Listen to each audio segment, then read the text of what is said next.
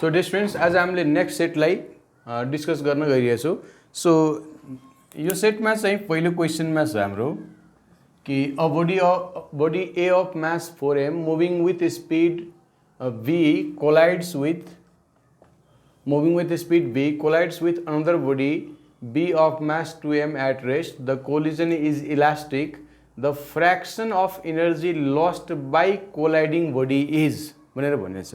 So distance यसमा collision चाहिँ elastic छ र हामीलाई के भनेछ भने जस्तै यो बडी ए को मास चाहिँ 4m छ, यो ए बडी छ, यसको मास चाहिँ यो एम ए को भेल्यू चाहिँ 4m छ, यो बी स्पिडले गइरहेछ। अर्को बडी जुन बी छ यो चाहिँ रेस्टमा छ, यहाँ u2 को भेल्यू चाहिँ 0 छ।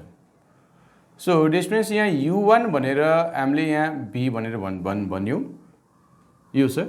अब यो रेस्टमा छ, यसको मास चाहिँ mb को भेल्यू चाहिँ 2m छ। अब हामीलाई यो बिफोर कोलिजन को सिचुएसन हो। So this is before collision. र अब यो आफ्टर कोलिजन, अब यहाँ दुईटै बडी चाहिँ मुभ गर्छ। सो आफ्टर कोलिजनमा ए मासको यसको स्पिड चाहिँ यसको भेलोसिटी आफ्टर कोलिजनलाई v1 भनौँ र अर्को मास जुन b छ यसको भेलोसिटीलाई हामीले यो v2 भनौँ। यो आफ्टर कोलिजन। अब सो डिस्टेन्स यदि कोलिजन इलास्टिक हो भने यसमा रिलेटिभ भेलोसिटी अफ सेपरेसन र रिलेटिभ भेलोसिटी अफ एप्रोच चाहिँ इक्वल हुन्छ र अर्को चाहिँ linear momentum before collision equal to linear momentum after collision, यो सबै कोलिजनमा हुन्छ। सो डिस्टेन्स यहाँ पी फाइनल इक्वल टु यो P initial, linear momentum after र बिफोर चाहिँ इक्वेट गर्दाखेरि यो पीआई भनेपछि इनिसियल लिनियर मोमेन्टम, पीएफ भनेपछि final linear momentum. So distance initial linear मोमेन्टममा 4m को मास चाहिँ मुभ गरेको छ, 4m into be plus 2m into यो चाहिँ 0 छ र फाइनल मोमेन्टममा यो 4m इन्टु b1 प्लस यो 2m इन्टु यसको भेलोसिटीलाई हामीले b2 भनेर भनेछौँ। सो डिस्टेन्स यहाँबाट एउटा यो इक्वेसन यो mm चाहिँ क्यान्सल भइदिन्छ, यहाँ 2 पनि कमन लिएर क्यान्सल गर्न मिल्छ। सो यो रिजल्टमा भयो हाम्रो 2b1 प्लस b2 यो इक्वल टु 2b भनेर यो एउटा इक्वेसन भयो। अब डिस्टेन्स अब यो कोलिजन इलास्टिक भएको कारणले relative velocity of separation equal to relative velocity of approach. So relative velocity of separation is b2 minus b1 र यो इक्वल टु डिस्टेन्स यहाँ u1 माइनस u2 हुन्छ। सो दिस भेल्यू इज यो हाम्रो यो b2 minus b1 यसको value चाहिँ u को बराबर, यो अर्को इक्वेसन भयो। सो यो u1 को ठाउँमा यो b छ। So this is b। अब डिस्टेन्स यो दुईटैमा हामीले यहाँ क्वेसनले के सोधेको छ भने energy lost by colliding body A. So distance यहाँ ए को चाहिँ हामीले यो b1 को भेल्यू यदि फाइन्ड आउट गरियो भने यो b1 सँग कति एनर्जी छ त्यो टोटलबाट सबट्र्याक्ट गरिदिने भयो, या चाहिँ यहाँ यसले जे लस गर्छ अर्कोले चाहिँ यो गेन गर्छ। यो v2 को स्पिड यदि हामीले यो निकाल्ने हो भने यो जति v2 ले गेन गर्छ त्यही चाहिँ यसले लस गरेको त्यसले गेन गर्ने हो, किन यसमा टोटल काइनेटिक एनर्जी त्यति छ। सो दुईटै उसबाट आउनु जान्छ। सो डिस्टेन्स यसलाई यो दुईटै इक्वेसन चाहिँ हाम्रो यस्तो छ, यो 2b1 plus b2 equal to 2b र यहाँ b2 माइनस b1 यो इक्वल टु हाम्रो b भयो। सो डिस्टेन्स यसबाट हामीले यहाँ माइनस गरिदिने हो भने यो माइनस यो प्लस यो माइनस भइदिन्छ। सो यहाँबाट हाम्रो b1 को भेल्यू चाहिँ सल्भ भइदिन्छ हाम्रो। सो b1 इज यहाँ b2 र b2 चाहिँ क्यान्सल भयो, 3b1 इक्वल टु यो b आउँछ। सो डिस्टेन्स यहाँ b1 को भेल्यूमा b/3 आउँछ। सो योसँग हुने काइनेटिक एनर्जी को यदि हामीले फ्र्याक्सनमा हेर्ने हो भने सो डिस्टेन्स यहाँ E1 इक्वल टु सुरुमा यससँग kinetic energy half into 4m into b square थियो। अब यहाँ E1 ड्यास यो भन्दाखेरि यो हाफ इन्टु 4m इन्टु यो b1 द्याट इज यो b/3 यसको स्क्वायर गर्न साथ यो E1 बाई E यसको भेल्यू चाहिँ डिस्टेन्स यो हाम्रो यो 1/9 आउँछ। सो यो भेल्यू भयो। यसैबाट डाइरेक्ट हामीले E is proportional to kinetic energy is proportional to के लेखे पनि भयो या E लेखे पनि भयो। सो E1 ड्यास बाई यो E1 को भेल्यू यति भयो। सो डिस्टेन्स यो काइनेटिक इनर्जी योसँग कति छ 1/9 टाइम्स चाहिँ छ यसको। सो लस्ट इनर्जी यसको भेल्यू भयो 1 - 1/9। So this value is 8/9। So यसरी हुने भयो। सो डिस्टेन्स यो हाम्रो चाहिँ lost in energy by colliding mass that is mass A भनेर भयो। सो यहाँ हामीले ए को लागि स्पीड निकालेर यसरी गरियौँ। सो डिस्टेन्स यहाँ चाहिँ लेख्दै मैले स्लाइडली एक्सप्लेन गरिदिएँ। यसैलाई हामीले 2 लाइनमै गर्न सक्थ्यो, यो सब नलेखेर यो फिगर नबनाएर सिधै चाहिँ यति यति गरेर यो 2टा स्टेपमा यसको सल्भ हुन जान्थ्यो। सो यो भयो हाम्रो lost in energy by colliding body. अब नेक्स्ट क्वेसनमा डिस्टेन्स के छ भने सेकेन्ड नम्बरमा the escape velocity from the earth surface is B then के अरे escape velocity from Earth's surface is b. The escape velocity from the surface of another planet having radius 4 times that of Earth and same mass density भनेर भनेछ। So distance यो b escape को value जुन छ so हाम्रो यो √2gr को बराबर हुन्छ एउटा।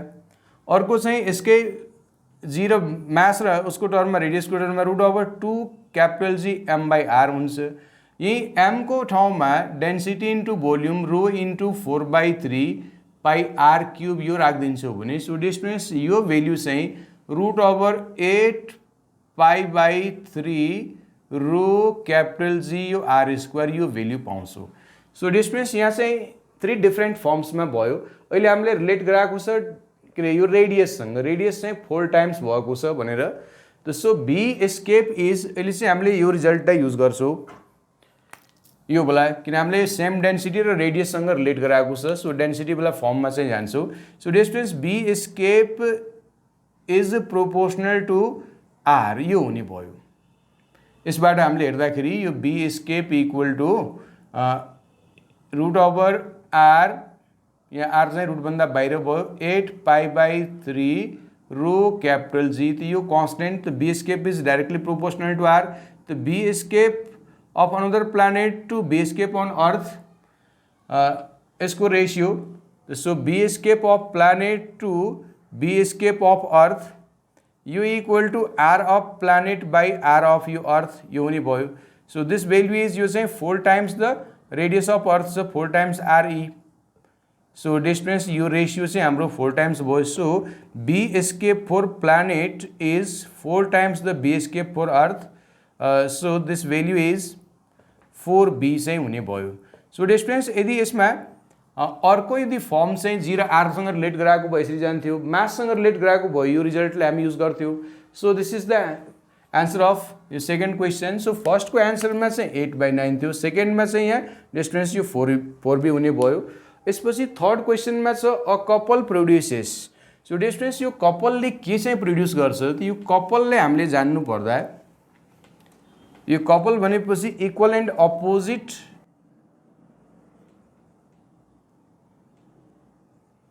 यो कपलको कुरा चाहिँ equal and opposite force but line of actions are different. So distance यदि line of action of equal and opposite forces चाहिँ यदि डिफरेन्ट हो भने इट फर्म्स यो कपल भनेर। सो यसरी चाहिँ यसले कपलको फर्म गर्छ यदि लाइन अफ एक्सन चाहिँ इक्वल एन्ड अपोजिट फोर्सेसको डिफरेन्ट भयो भने। तो यो केसमा डिस्टेन्स यो कपलको केसमा नेट फोर्स चाहिँ 0 हुन्छ, बट यदि नेट टर्कको यदि कुरा गर्ने हो भने कुनै पनि पोइन्टको एबोर्ड यदि हामीले टर्क लिन्छौँ भने त्यो टर्क 0 हुँदैन। लाइक एज यदि यसलाई पोइन्ट ए भनौँ यसलाई पोइन्ट बी भनौँ, यो पोइन्ट ए को एबोर्ड यदि हामीले टर्क एबोर्ड पोइन्ट ए यदि कुरा गर्ने हो भने यो फोर्सको लागि त 0 हुन्छ, तर यो फोर्सको लागि जुन फोर्स बी पोइन्टमा यसको लाइन अफ एक्सन छ त्यो चाहिँ सो यहाँ एउटा एफ इन्टु 0 प्लस यो एफ इन्टु यो डी हुन जान्छ। यदि डिस्टेन्स पोइन्ट बी को एबोर्ड यदि हामी निकाल्छौँ भने यसको यो फोर्सको लागि 0 यो फोर्सको लागि एफ इन्टु डी र यही डिस्टेन्समा घुमाउँछ। यदि यहाँ कुनै आर्बिट्री पोइन्ट पी लिएछौँ ल यो पोइन्ट चाहिँ यो d/3 मा यो चाहिँ यहाँबाट 2d/3 मा तै पनि रिजल्ट उहीँ आउँछ F into d/3 plus F into 2d/3 गरेर यही भेल्यू आउँछ। सो नेट टर्कको जुन भेल्यू हुन्छ यो 0 हुँदैन। सो डिस्टेन्स यो कपलले चाहिँ ट्रान्सलेसन गराउँदैन, रोटेसन गराउँछ। So couple produces purely rotation, couple produces purely rotation भनेर हुन्छ, प्योरली रोटेसन। सो डिस्टेंस यहाँ कपलले चाहिँ हामीलाई प्योरली रोटेशनल मोसन चाहिँ यो दिन्छ, यो हुने भयो। यसको एन्सर चाहिँ बी नम्बर हुने भयो। अब अर्को क्वेसन 4th नम्बरमा छ, a rope 1 centimetre in diameter breaks if tension in it exceeds 500 newton, the maximum tension that may be given to similar rope of diameter 2 centimetre. So distance यो breaking stress जुन हुन्छ, तो breaking stress को value constant हुन्छ। Breaking stress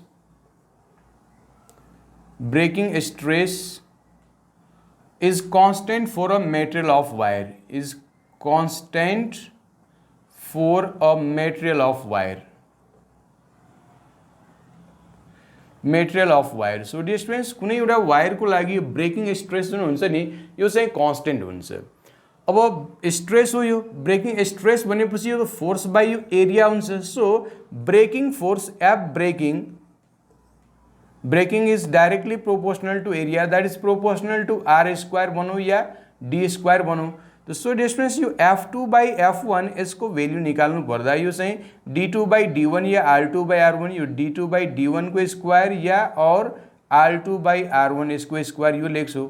so distance diameter चाहिँ 2 centimetre हुँदाखेरिको हामीले निकाल्नु पर्ने हुन्छ। सो डायमिटर डबल हुँदाखेरि यो ब्रेकिङ फोर्स चाहिँ 4 टाइम्स हुन जान्छ। सो यो F2 बाई यो 500, दिस वैल्यू इज 2 बाई 1 यसको स्क्वायर गर्छौँ।